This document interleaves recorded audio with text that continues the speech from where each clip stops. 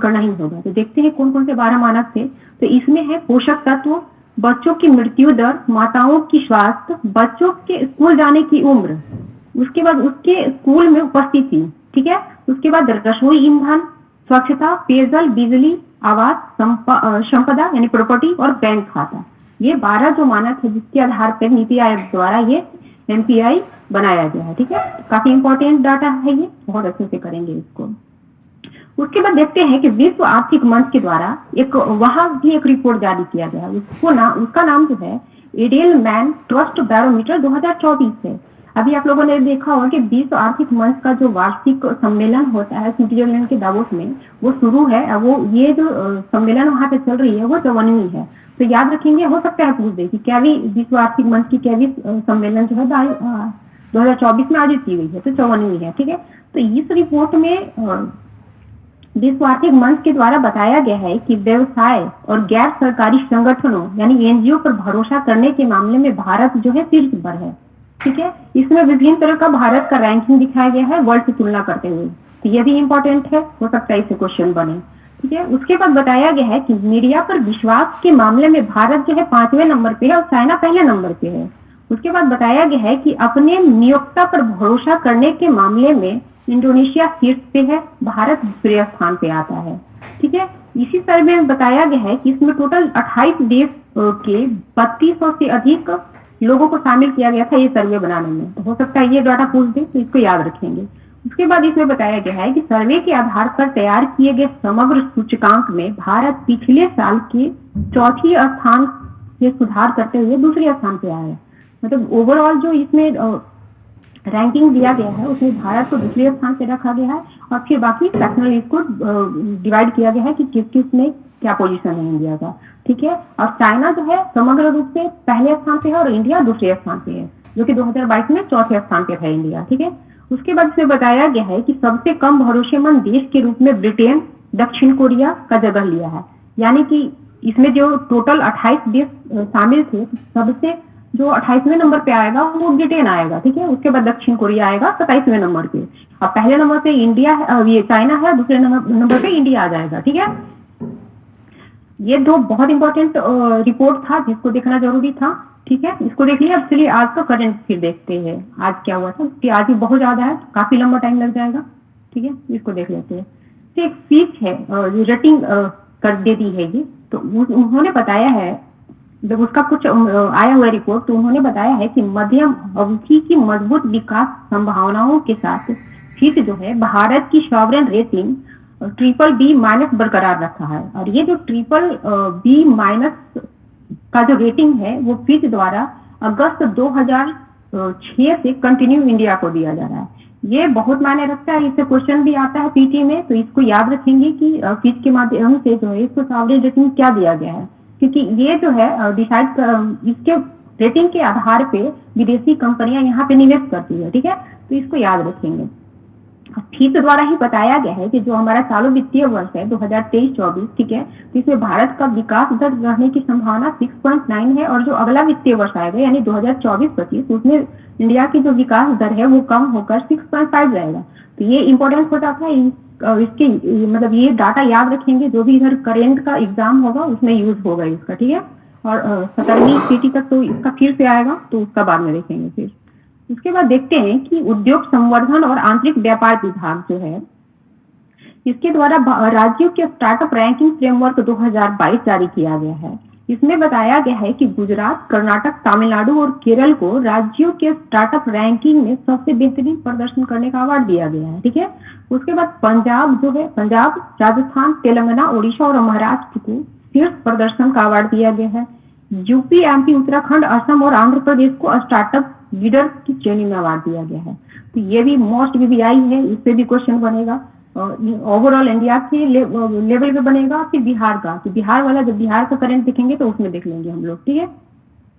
और ये जो अवार्ड दिया गया है वो नई दिल्ली में वाणिज्य और उद्योग मंत्री पीयूष गोयल हैं, इनके द्वारा राज्यों को दिया गया है। तो ये भी याद रखेंगे, कभी कभी ये लोग पूछ लेते हैं, ठीक है। उसके बाद देखते हैं कि एक बिजली मंत्री जो है उनके माध्यम से स्टेटमेंट आया है। उन्होंने बताया है कि पिछले 10 वर्ष में भारत में जो है ट्रांसमिशन और डिस्ट्रीब्यूशन से होने वाली हानि जो 27% थी पिछले 10 वर्ष में, वो घटकर 15.4% के लगभग हो गई है। ठीक है, और इससे उत्साहित होकर जो सेंट्रल गवर्नमेंट है, ये जो ये T&D लॉस है उसको 12% पे करने का मतलब एक टारगेट फिक्स की है। तो याद रखेंगे, हो सकता है इससे क्वेश्चन बन जाए। ठीक है, इसमें ये सेंट्रल गवर्नमेंट के माध्यम से ही बताया जा रहा है कि पिछले 10 वर्षों में बिजली की खपत में भारत में जो है वो 1.36 मेगावाट से बढ़कर 2.41 लाख मेगावाट हो गया है। ठीक है, तथा इस दौरान प्रति व्यक्ति बिजली की खपत 70% तक बढ़ी है। ठीक है, तो जब एनर्जी से रिलेटेड क्वेश्चन होगा तो उसमें भी प्लस पॉइंट के रूप में यहाँ दिखाएंगे कि किस तरह से इंडिया डेवलप कर रही है, और कहा भी जाता है कि जहाँ पे एनर्जी का मांग सबसे ज्यादा होता है उसका डेवलपमेंट मतलब अच्छा से हो रहा है, तो इसको वहाँ पे दिखाते हुए इस डेटा को प्लस पॉइंट मुझ पे देंगे आप जब मेल लिख रहे होंगे। ठीक है, उसके बाद देखते हैं कि सेंट्रल गवर्नमेंट है जो चालू सीजन में गन्ना उत्पादन में कमी को देखते हुए सीरे के निर्यात पर 50% का शुल्क लगाया है। ये सीरा क्या है? तो सीरा जो है गन्ना का एक प्रोडक्ट है, ठीक है, जिसका उत्पादन इथेनॉल बनाने में कच्चे माल के रूप में होता है। ठीक है, तो इसके आयात पे उन्होंने 50% का शुल्क लगा दिया है, जिससे आयात कम हो और इंडिया में इसकी उपलब्धता बनी रहे। ठीक, उसके बाद देखते हैं कि भारत के जो सुमित नांगल, इन्होंने दुनिया के 27वें नंबर के खिलाड़ी कजाकिस्तान के अलेक्जेंडर बुबलिक को हराकर ऑस्ट्रेलिया ओपन के दूसरे दौरे में प्रवेश किया और इतिहास बनाया। ठीक है, ये जो है पिछले 35 सालों में कोई भी भारतीय खिलाड़ी ग्रैंड स्लैम में सिंगल्स वर्ग में किसी भी वरीयता प्राप्त खिलाड़ी को नहीं हराया था। मतलब पहला बार जो है 1989 में रमेश कृष्णन नामक एक प्लेयर है इंडिया के, उन्होंने मैट विलेंडर को हराकर सेकेंड दौर में प्रवेश किया था। उसके बाद ये सुमित नांगल प्रवेश किए हैं सेकेंड दौर में ऑस्ट्रेलिया ओपन के। तो हो सकता है इससे क्वेश्चन बने, काफी इंपॉर्टेंट हो जाता है क्योंकि उन्होंने शीर्ष वरीयता क्रम में जो है प्लेयर उनको हराया है। ठीक है, तो इसको याद रखेंगे, ये MVVI हो जाता है। उसके बाद देखते हैं कि ओडिशा में जो है 15 जनवरी से 76 जो वहाँ की धनु यात्रा है ये शुरू हुई है। तो हो सकता है आपको देखिए धनु यात्रा का संबंध किस राज्य से है, तो ओडिशा है, इसको याद रखेंगे। उसके बाद देखते हैं कि हिमाचल प्रदेश सरकार द्वारा अपना विद्यालय द हिमाचल स्कूल एडॉप्शन कार्यक्रम की शुरुआत की गई है। इसमें क्या है कि वहाँ के जो भी पॉपुलर व्यक्ति होंगे उनको सरकारी स्कूल को एडॉप्ट करने और उसको डेवलप करने के लिए प्रोत्साहित किया जा रहा है इसके माध्यम से। तो ये भी याद रखेंगे कि ये किससे संबंधित है, अपना विद्यालय। ठीक है, उसके बाद देखते हैं कि ये जो महाराष्ट्र में एक टाइगर रिजर्व है जिसका नाम पेच है, इसको डार्क स्काई पार्क के रूप में मान्यता मिला है। तो ये भी इंपॉर्टेंट हो जाता है, इसको भी याद रखेंगे। हो सकता है ये ना पूछ के यही पूछ दे कि पेच कहाँ स्थित है, तो महाराष्ट्र में है। उसके बाद देखते हैं कि हिमालय वुल्फ को international union for conservation of nature यानी IUCN के रेड लिस्ट में असुरक्षित के रूप में वर्गीकृत किया गया है। ठीक है, और इस तरह का अगर कुछ भी लिस्ट आता है खासकर इंडिया से संबंधित तो उससे क्वेश्चन बनता ही है। तो इसको बहुत अच्छे से याद रखेंगे कि ये जो हिमालयन वुल्फ है उसको इसके रेड लिस्ट में शामिल किया गया है। और रेड लिस्ट का जो प्रकाशन है IUCN के माध्यम से 1968 से किया जा रहा है, और ये जो IUCN है इसकी स्थापना 1948 में जूलियन हक्सेल ने किया था, और भारत इसका सदस्य जो है 1969 से है। तो ये सारे डेटा आपको याद रखना होगा, कुछ भी पूछ सकता है इसमें। ठीक है, उसके बाद देखते हैं कि IIT खड़गपुर, भारतीय पुरातत्व तत्व सर्वेक्षण, भौतिक अनुसंधान प्रयोगशाला JNU तथा डेक्कन कॉलेज के अनुसंधानकर्ता जो हैं ये सारे मिलकर गुजरात के वडनगर जो है, जो प्रधानमंत्री का अपना मतलब पैतृक गांव भी है, तो वहां पे 800 ईसा पूर्व पुरानी मानव बस्ती खोजा है। ये MVVI हो जाता है, इससे क्वेश्चन दिखने का संभावना 90% हो जाता है। तो इसको याद रखेंगे, इस तरह के क्वेश्चन BPSC खोज कर पूछती है। ठीक है, इस तरह की रिपोर्ट है, कुछ खोज हुआ है, वो इंडिया लेवल पे हो कि बिहार लेवल पे हो, वो बनता ही है, फेवरेट है BPSC का। तो इसको बहुत अच्छे से याद रखेंगे। ठीक है, तो इसमें बताया जा रहा है कि जब ये लोग खोज कर रहे थे वडनगर में, तो वहां पे इनको 7 सांस्कृतिक काल मिले हैं। वो जो सांस्कृतिक काल के जो नमूने वहां पे मिले हैं वो है मौर्य का, इंडो ग्रीक, शक क्षत्रप, फिर हिंदू सोलंकी, सल्तनत मुगल। ठीक है, इससे लेकर गायकवाड़ ब्रिटिश औपनिवेशिक शासन काल तक के सारे वहां पे प्रमाण मिले हैं। तो हो सकता है पूछ दे कि कितने सांस्कृतिक काल के नमूने वहां पे मिले हैं, तो वो है 7। ठीक है, और यहाँ पे एक और चीज मिला है, यूनानी राजा अपोलो डेटस के सिक्के, मतलब सिक्के ढालने के जो सांचे हैं वो भी प्राप्त हुआ है। तो ये सारा डेटा आप याद रखेंगे, देखेंगे इसको, ठीक है। उसके बाद देखते हैं कि अर्जेंटीना के जो लियोनेल मेसी हैं, इन्होंने जो है हॉलैंड को ये भी काफी फेमस फुटबॉलर है एर्लिंग हॉलैंड, इनको टाई ब्रेकर में पछाड़कर फीफा वर्ल्ड के सर्वश्रेष्ठ पुरुष खिलाड़ी बने हुए हैं अर्जेंटीना के लियोनेल मेसी, ठीक है। दोनों को फाइनल में 48 अंक प्राप्त हुए थे। उसके बाद टाई ब्रेकर किया गया जिसमें ये इनको हॉलैंड को पछाड़ दिया और ये सबसे सर्वश्रेष्ठ पुरुष खिलाड़ी बन गए 2023 के लिए, ठीक है। मेसी को जो है ये 15 वर्षों में लगातार 8वीं बार ये प्रतिष्ठित पुरस्कार से सम्मानित किया है। याद होगा कुछ दिन पहले मेसी को ही बैलन डी और पुरस्कार मिला था, वो भी 8वीं बार मिला था। सर्वश्रेष्ठ पुरुष खिलाड़ी ये बन गए, वो भी 8वीं बार ही बन गए। तो याद रखेंगे, इसमें कंफ्यूज नहीं होंगे, ठीक है। उसके बाद महिला वर्ग में स्पेन की एताना बोनमाती को सर्वश्रेष्ठ खिलाड़ी चुना गया है और इन्हीं को बैलन डी और महिला का जो पुरस्कार था ये भी दिया गया था इन्हीं को, ठीक है। तो इजी भी है, थोड़ा ध्यान रखेंगे, कंफ्यूज नहीं होंगे। उसके बाद इसमें बताया गया है कि ये जो स्पेन की जो एतेना बोनमाती हैं, जो महिला फुटबॉलर हैं, इनको इसलिए दिया गया है कि ये लगातार विश्व कप और चैंपियंस लीग में प्लेयर ऑफ द टूर्नामेंट का खिताब इन्होंने जीता था, ठीक है। मतलब काफी बेस्ट परफॉर्मेंस रहा था इनका 2030 में, इसलिए इनको दिया गया ये, ठीक है। उसके बाद देखते हैं कि वैश्विक स्मार्टफोन बाजार में अमेरिकी जो कंपनी है एप्पल, वो दक्षिण कोरिया की सैमसंग को पछाड़कर नंबर 1 पे बन गई है। ये डाटा आया हुआ है इंटरनेशनल डाटा कॉर्पोरेशन के माध्यम से। इन्होंने बताया है कि 2023 में वैश्विक बाजार में ये जो एप्पल की हिस्सेदारी है 20.1% है, वहीं सैमसंग दूसरे नंबर पे 19.5% हिस्सेदारी के साथ है, ठीक है। तो याद रखेंगे, इससे क्वेश्चन बनेगा, इंपॉर्टेंट क्वेश्चन है ये, ठीक। उसके बाद देखते हैं कि ग्लोबल फायर पावर द्वारा 2024 के लिए जारी की गई मिलिट्री स्ट्रेंथ रैंकिंग के अनुसार अमेरिका के पास दुनिया का सबसे स्ट्रॉन्ग मिलिट्री है, ठीक है। उसके बाद दूसरे नंबर पे रूस आ जाता है, तीसरे नंबर पे चाइना है, फोर्थ नंबर पे इंडिया है। तो इंडिया से रिलेटेड ये क्वेश्चन बनता है, बना भी है, तो ये रैंकिंग याद रखेंगे और इसमें टोटल 145 कंट्री को शामिल किया गया था, ये भी याद रखेंगे, ठीक है। उसके बाद देखते हैं बिहार से रिलेटेड क्वेश्चन देख लेते हैं। यहाँ पे जो अभी आप लोग बताए थे कि स्टार्टअप के संबंध में सेंट्रल गवर्नमेंट की प्राइज दी है, तो ये सेंट्रल गवर्नमेंट के द्वारा बिहार को स्टार्टअप के क्षेत्र में मजबूत इकोसिस्टम विकसित करने के लिए बिहार को जो है एस्पायरिंग लीडर यानी आकांक्षी नेतृत्व पुरस्कार दिया गया है। याद रखेंगे, सेंट्रल गवर्नमेंट के द्वारा स्टार्टअप के क्षेत्र में बेहतर कार्य करने के लिए बिहार को आकांक्षी नेतृत्व पुरस्कार से सम्मानित किया गया है।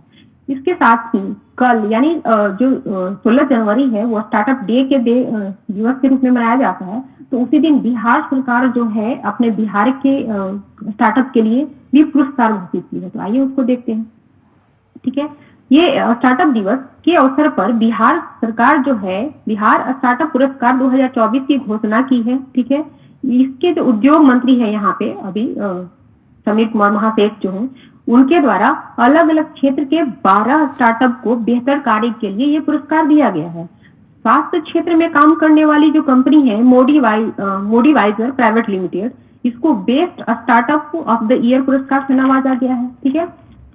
वहीं कृषि ड्रोन बनाने वाली कंपनी है वेद प्रभा एरोस्पेस लिमिटेड, ये उपविजेता रही है, यानी ये दूसरे नंबर पे रही है। साथ ही एक ई व्हीकल बनाने वाली कंपनी है बीरो पावर प्राइवेट लिमिटेड, ये तीसरे स्थान पे रखी। तो ये 3 जो कंपनी है उसको याद रखना होगा, जो फर्स्ट सेकेंड एंड थर्ड पे आए हैं इसको तो याद ही रखना होगा।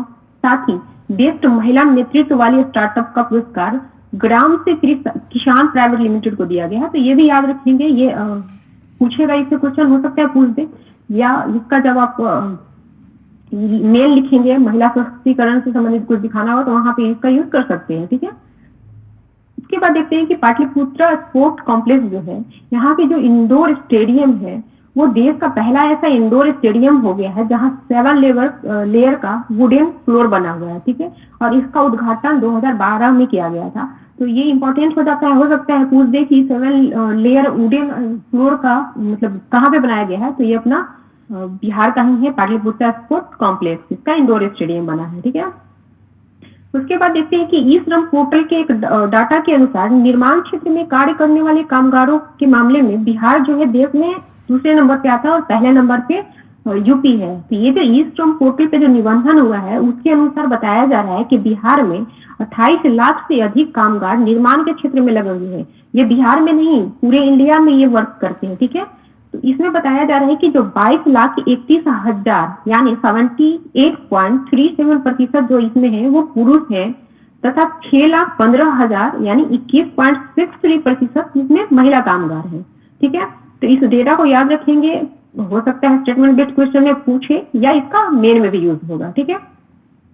तो इसी से ये जो डाटा निकल कर आया है उसमें बताया जा रहा है कि बिहार में जो है 18 से 40 वर्ष के बीच के जो कामगार हैं जो निर्माण क्षेत्र में वर्क कर रहे हैं उनकी संख्या का लगभग 65.22% जो है वो 40 से ये 18 से 40 वर्ष के बीच के हैं, यानी कि वो युवा कामगार है, ठीक है। इसमें बताया गया है कि 40 से 50 वर्ष के वालों की जो संख्या है वो 22.24% है और 50 वर्ष से ऊपर वाले कामगार जो है उनकी संख्या 12.36% है, ठीक है।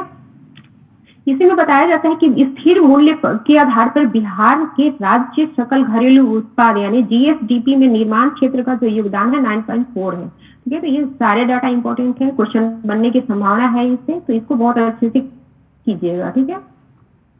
उसके बाद देखते हैं कि आईजीआईएमएस जो है पटना में इसका जो क्षेत्रीय नेत्र विज्ञान संस्थान है ये जो है ये जो संस्थान है वो अंधेपन के प्रमुख कारणों में से एक जो है डायबिटिक रेटिनोपैथी, ठीक है, इससे बचने की दवा खोजी है और ऐसा करने वाला इंडिया में मतलब ये पहले संस्था है, तो इम्पोर्टेंट हो जाता है, हो सकता है ना इससे क्वेश्चन बने। तो ये जो दवा खोजा गया है जो डायबिटीज से होने वाले जो अंधापन है उससे बचाव का है, उसका नाम है क्वेरोस्टीन, ठीक है। तो ये नाम भी याद रखेंगे। ये जो दवा है वो विभिन्न प्रकार की सब्जियों और फलों में जो प्राप्त होती है एक तत्व फ्लेवोनोइड उसके आधार पर बनाया गया है, तो हो सकता है इससे साइंस में भी क्वेश्चन आ जाए या करंट में भी आए, तो इसको ही ध्यान रखेंगे, ठीक है। एक बार देखे होंगे कि कुछ दिन पहले बिहार गवर्नमेंट के द्वारा जब ये जातिगत जनगणना सर्वेक्षण जो लाया गया था तो उसमें जो यहाँ की जो गरीब फैमिली थी लगभग 94 लाख, ठीक है, तो उन्होंने घोषणा किया था कि इसके सभी प्रति मतलब परिवार को 2 लाख रुपया दिया जाएगा जिससे वो स्वरोजगार करके ये जो गरीबी है उसके दलदल से बाहर निकले, ठीक है। तो इसी के आधार पे बिहार गवर्नमेंट के द्वारा बिहार लघु उद्यमी योजना लाया गया था, ठीक। तो इससे रिलेटेड बहुत कुछ इम्प्लीमेंट मतलब डाटा आया हुआ है और इसकी घोषणा कर दी गई है कि 5 साल के अंदर जितने भी परिवार है उसके एक सदस्य को ये मतलब 2-2 लाख रुपया प्रोवाइड कराएंगे जिससे वो अपने स्वरोजगार कर सके, ठीक है। तो इसमें बताया जा रहा है कि वैसे परिवार जिनकी मासिक आय जो है 6,000 रुपए से कम है उनको इस योजना के तहत लाभ दिया जाएगा, ठीक है। इसके लिए बिहार गवर्नमेंट जो है 1250 करोड़ रुपए की राशि स्वीकृत की है। ये जो अपना वित्तीय वर्ष चल रहा है करंट 23-24 उसके लिए 250 करोड़ और जो अगला वित्तीय वर्ष होगा उसके लिए लगभग 1,000 करोड़ रुपया इन्होंने अभी स्वीकृति दी है, ठीक है, इस मंत्रिमंडल के द्वारा। तो इसमें बताया जा रहा है कि जो जाति आधारित जनगणना थी उसके आधार पे ये 94,33,312 गरीब परिवार का चयन किया गया था इस योजना के लिए, ठीक है। तो ये कितने परिवार हैं ये भी इम्पोर्टेंट है। ये जातिगत सर्वे जो है उसका एक एक डाटा इम्पोर्टेंट है, कुछ भी क्वेश्चन बन सकता है और उसका भरपूर यूज मेन में भी किया जा सकता है, ठीक है। तो इसमें बताया जा रहा है कि 10,85,913 परिवार यानी 25.09% जो परिवार है वो सामान्य श्रेणी से बिलोंग करते हैं।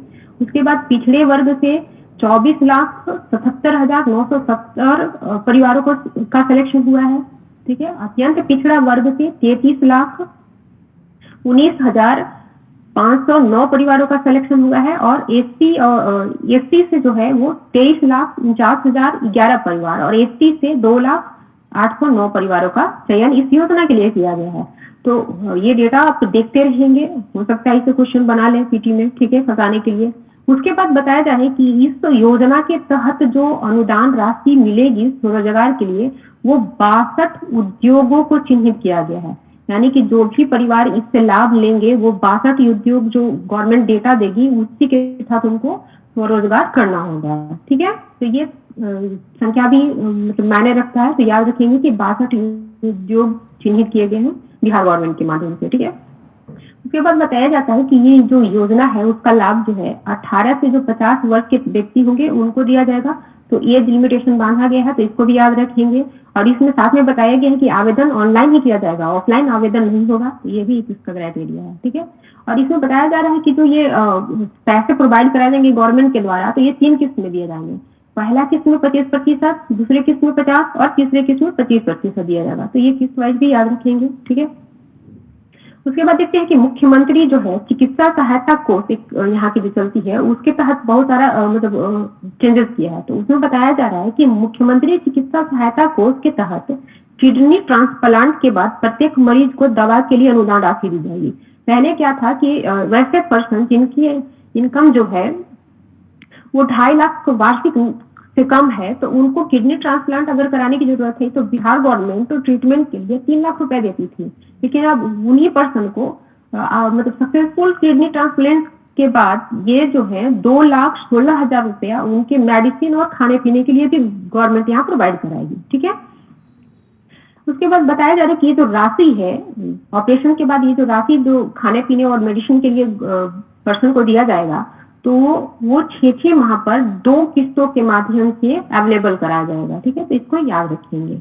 उसके बाद बताया जा रहा है कि एक और चेंजेस हुआ है यहाँ पे, मुख्यमंत्री अत्यंत पिछड़ा वर्ग सिविल प्रोत्साहन योजना। देखा होगा आपने कि बीपीएससी यूपीएससी जो क्वालिफाई करते हैं पीटी, उनको एक बार 50,000 और 1 लाख रुपया दिया जाता है बिहार सरकार के माध्यम से। तो अब इसी के दायरा को बढ़ा के बहुत मतलब बड़ा कर दिया और इसमें ईबीसी को भी शामिल किया गया और बहुत सारी कैटेगरी को शामिल कर दिया गया। तो इसमें बताया जा रहा है कि इस योजना के तहत अब बैंकिंग, रेलवे और रक्षा सेवा की परीक्षा में जो प्रारंभिक परीक्षा निकालेंगे व्यक्ति, उनको भी ये यहाँ पे प्रोत्साहन राशि दिया जाएगा। तो इसमें बहुत सारे कैटेगरी है, उससे क्वेश्चन बनेगा, तो सबको ध्यान से देखेंगे। इसमें बताया जा रहा है कि यूपीएससी द्वारा जो आयोजित एग्जाम भारतीय अभियंत्रण सेवा, भारतीय आर्थिकी सेवा, भारतीय सांख्यिकी सेवा एवं भारतीय भूवैज्ञानिक, इस तरह के जो भी एग्जाम कंडक्ट करती है यूपीएससी, तो उसके लिए अब यहाँ के जो बिहार गवर्नमेंट है वो 75,000 रुपए देगा, ठीक है। उसके बाद बताया जा रहा है कि यूपीएससी द्वारा आयोजित संयुक्त रक्षा सेवा यानी सीडीएस, फिर सीबीआई, केंद्रीय सशस्त्र पुलिस बल की परीक्षा पास करने पर ईबीसी विद्यार्थियों को 50,000 रुपया प्रोवाइड कराया जाएगा। उसके बाद यूपीएससी द्वारा आयोजित एनडीए, नौसेना अकादमी की प्रथम चरण, बीपीएससी द्वारा आयोजित बिहार न्यायिक सेवा एवं अन्य राज्यों में आयोजित राज्य सिविल सेवा संयुक्त प्रतियोगिता परीक्षा की प्रारंभिक परीक्षा पास करने पर 50,000 रुपया गवर्नमेंट देगी। पहले ये बीपीएससी तक ही सीमित था और यूपीएससी तक ही। मान लो कोई अभी यूपीपीएससी से पीटी निकालता है तो उसको भी यहाँ की गवर्नमेंट जो है अब अनुदान देगी, ये पैसे देगी ताकि वो आगे क्या तैयारी कर सके, ठीक है। और यहाँ की जो न्यायिक सेवा जो होती है बीपीएससी के माध्यम से, तो उनको भी शामिल कर लिया गया है इसमें, ठीक है। उसके बाद बताया जा रहा है कि आरबीआई, एसबीआई, बैंकिंग कर्मिक चयन संस्थान द्वारा आयोजित ग्रेड बी प्रारंभिक परीक्षा, एसबीआई एवं अन्य अनुसूचित व्यावसायिक बैंकों के बैंक प्रोविजनरी ऑफिसर की प्रारंभिक परीक्षा, भारतीय जीवन बीमा में सहायक प्रशासनिक अधिकारी की प्रारंभिक परीक्षा अगर कोई पास करते हैं तो उनको 30,000 रुपया दिया जाएगा बिहार गवर्नमेंट के द्वारा, ठीक है। इसी में बताया गया है कि केंद्रीय कर्मचारी चयन आयोग द्वारा संयुक्त स्नातक स्तरीय परीक्षा एवं विभिन्न रेलवे बोर्डों द्वारा आयोजित तकनीकी एवं स्नातक स्तरीय परीक्षा अगर कोई उत्तीर्ण करते हैं बिहार के पर्सन, तो उनको भी 30,000 रुपया अब दिया जाएगा, ठीक है। तो काफी इसको ब्रॉड बना दिया गया है। तो इसका एक एक पॉइंट आप लोग देखेंगे, इससे मतलब 100% चांस है कि वहां पे क्वेश्चन आपको पीटी में दिखे, ठीक है। उसके बाद देखते हैं कि बिहार शताब्दी असंगठित कार्य क्षेत्र कामगार एवं शिल्पकार सामाजिक सुरक्षा 2011 है, इसके तहत जो राशि है, जो राशि पहले दी जाती थी अब उसको भी बढ़ा दिया गया है। तो काफी इंपॉर्टेंट डाटा चल रहा है, इसको एकदम नहीं भूलेंगे आप लोग, ठीक है। इसमें देखते हैं कि कामगार एवं शिल्पकार की जो दुर्घटना होती थी पहले तो 1 लाख प्रोवाइड कराया जाता था बिहार गवर्नमेंट के माध्यम से, जिसको बढ़ाकर अब 2 लाख कर दिया गया है, ठीक है।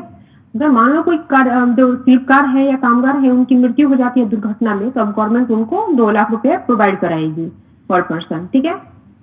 और किन्हीं की अगर स्वाभाविक मृत्यु होती है तो जो सहायता राशि पहले 30,000 थी उसको बढ़ाकर 50,000 रुपया कर दिया गया है, ठीक। अगर कोई कामगार या शिल्पकार जो है वो पूर्ण अपंग होते हैं तो अब उनको 75,000 से बढ़ाकर 1 लाख रुपए का अनुदान दिया जाएगा गवर्नमेंट। पहले 75,000 दिया जाता था, अब 1 लाख दिया जाएगा। और कोई आंशिक अपंगता अगर किन्हीं को होता है तो पहले उनको 37,500 दिया जाता था, अब इसको बढ़ाकर 50,000 कर दिया गया है। तो ये सारे डाटा आप बहुत ही अच्छे से याद करेंगे। ठीक है, इसमें एक और कंडीशन दिया गया है कि अगर दुर्घटना के बाद कम से कम कुल 5 दिन तक कामगार या सेवागार भर्ती होते हॉस्पिटल में, तो चिकित्सा सहायता अनुदान के रूप में पहले उनको 5,000 रुपया दिया जाता था, अब उनको 10,000 रुपया दिया जाएगा। ठीक है, और ये जो योजना है इसका लाभ 18 से 65 वर्ष तक के कामगार और शिल्पकार लेंगे। तो ये सारे चेंजेस बहुत इंपॉर्टेंट है, बहुत ध्यान से रखिएगा, क्वेश्चन आपको पीटी में इससे दिखेगा। ठीक है, चलिए ये बताइए कि नीति आयोग द्वारा जो अभी मल्टी डायमेंशन पॉवर्टी इंडेक्स पे जो रिपोर्ट आई है, तो उसके अनुसार लगभग कितने करोड़ जो इंडियन है वो इस बहुयानी गरीबी से बाहर आए हैं, बताया गया है नीति आयोग द्वारा। चलिए अच्छा है, लगभग 25 यानी 24